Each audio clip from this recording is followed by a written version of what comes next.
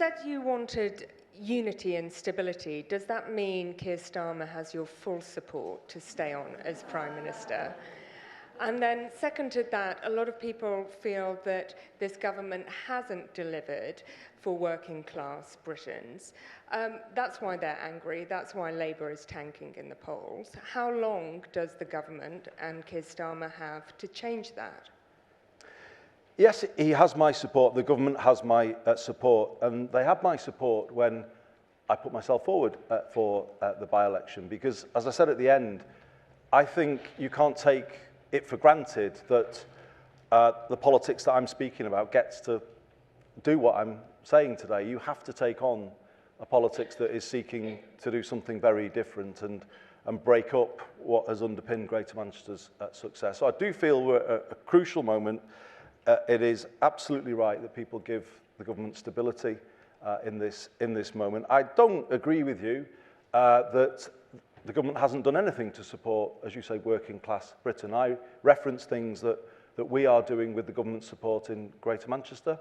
You know, we are one of the few areas to give our 16 to 18-year-olds a free bus pass, to give them all that high aspiration coming through secondary school. We are building a new integrated technical education system called the Greater Manchester Baccalaureate, the MBAC. That is very much focused on the unsung kids, if you like, of Greater Manchester who've not had their education opportunities spoken up as much as those on the university route.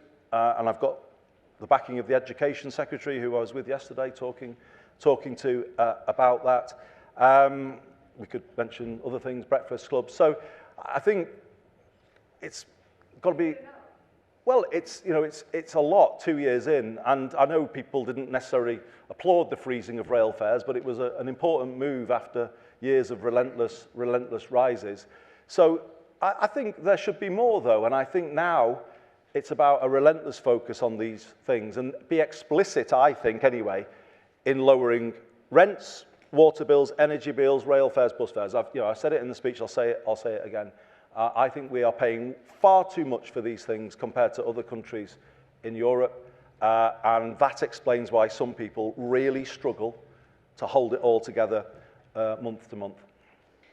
Do you therefore think it was wrong of Anna Sarwar to call for the Prime Minister to resign? Do you think this government is capable of delivering the policy changes that you are advocating, and can you yourself rule out any future challenge to Keir Starmer's leadership?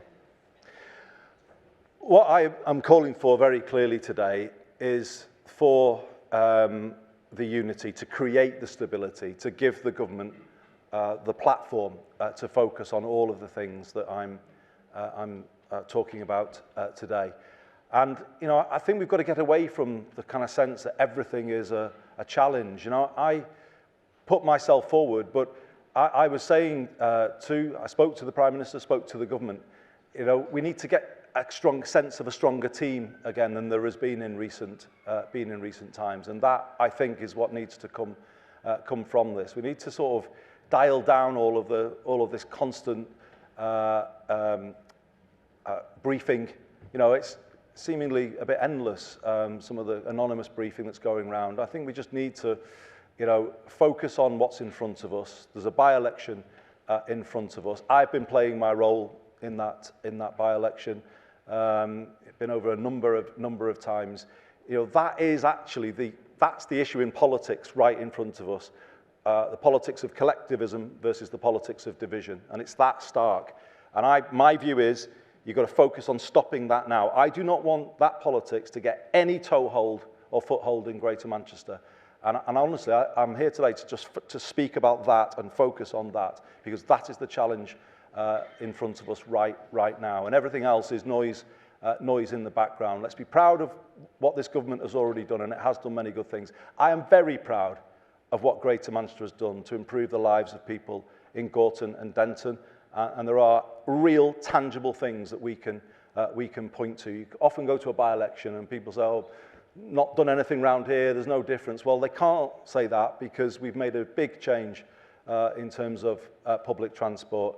And that's, I think, where everyone has to focus. And that's my message today. And I think we all need to move forward in that spirit from here. So I believe with the right action, it is possible for Britain to free itself from the housing crisis and the cost of living crisis within a decade. But it will take a new era of more energetic, activist and interventionist government and a new culture in Whitehall and Westminster. To build this new economy, this is a crucial point, I also believe we must first create a new politics. And I say that having spent 16 years in Westminster, but have since had almost a decade now as Mayor of Greater Manchester, where we do live a place-first approach to politics. We take a long-term view of what Greater Manchester needs. We work in partnership across the parties and with our private sector, with our community and voluntary sector. And you can see the results when you implement a new political culture. You see what comes from it. I would say our national political system is too short-term, too focused on point scoring, and concentrates power in too few hands. Its inherent volatility creates uncertainty in markets. If we are to do the heavy lifting of repairing Britain's essentials, we will need to create this new political culture, one that is more collaborative, consensual, and long-term in its thinking. And I believe that requires electoral reform, number one, reform of the whip system to empower elected representatives over the executive, number two, and thirdly, a reform of the upper house that is riddled with conflicts of interest and speaks exactly to the wrong politics that I started with. When this country gave away control of the essentials, it left people, businesses, and the country exposed to higher costs that they and we couldn't control. It's hard to control public spending when you have no choice but to chase rents in the private rented sector through the benefits system. Putting these things right will require public investment to bring down public spending in the long run. The National Housing Federation commissioned research that found from building 90,000 council or social homes, the savings to the country would be £3.3 billion recurrent in universal credit. On that basis, the 500,000 homes that I said before I think we should build would save 18 billion. With a new politics, it should be possible to get a long-term agreement on the investment needed to realise these public spending savings. In a more collaborative political system, the markets would have greater confidence and certainty. And Britain needs to find a way of making these long-term public investments, retaking control of those essentials that are so harmful to unsung Britain in terms of finding the way of paying for those essentials. And it needs to be done in a manageable way with minimum volatility. Hence, the need for root and branch reform in Westminster and Whitehall, and a new political culture and a new political system. To be clear about something, I have never said Britain should ignore the bond markets or even blame them. What I do say is that it is the decisions of politicians from the 1980s onwards that have left us in hock to them with little headroom and room for manoeuvre. It is only politicians who can take us out of that position with better choices. And what I mean by that is the right long-term investments backed by greater stability in a new political system. Far from ignoring the markets, that would make Britain a more investable proposition going forward. So, Ruth, I will close because I'm keen to get into everyone's questions, but I will finish by just saying this. For all of its challenges, I believe this government has in fact drawn a line and taken Britain into this new political era and shown the different thinking required to relieve unsung Britain from the cost pressures it faces. For instance, the decision to renationalise rail is a prime example of that, and I think something the government should talk about more. Having frozen rail fares, we now need to start talking about lowering rail fares. That's the benefit that public control can bring, and I believe it's what we should be working towards together with the government. And also bring pace and focus to lowering the cost of other of life's essentials.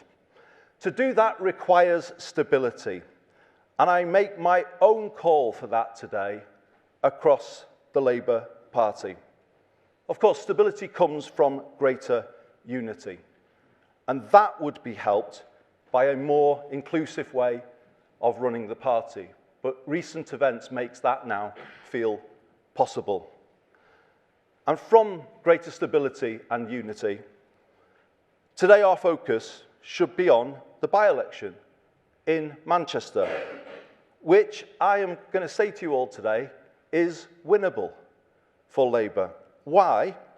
Because GM Labour, Manchester Labour, has used public control of life's essentials, exactly as I've been saying to you today, to reduce the cost of living pressure on our residents. We have control of the fare box, so we have kept the £2 fare for the whole of 2026. Like here in London, it's a hopper fare, so people can catch 2 or 3 buses within the hour. In 3 weeks' time, we will remove the 9:30 restriction on older people's bus passes and disabled people's bus passes.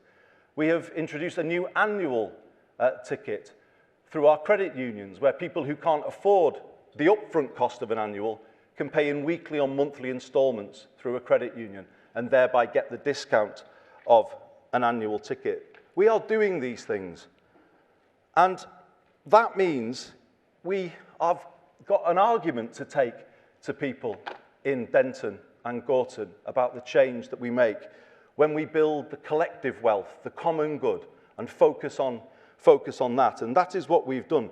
But to do more, we now need to make that case to do more. And that means a politics of collectivism defeating the politics of division.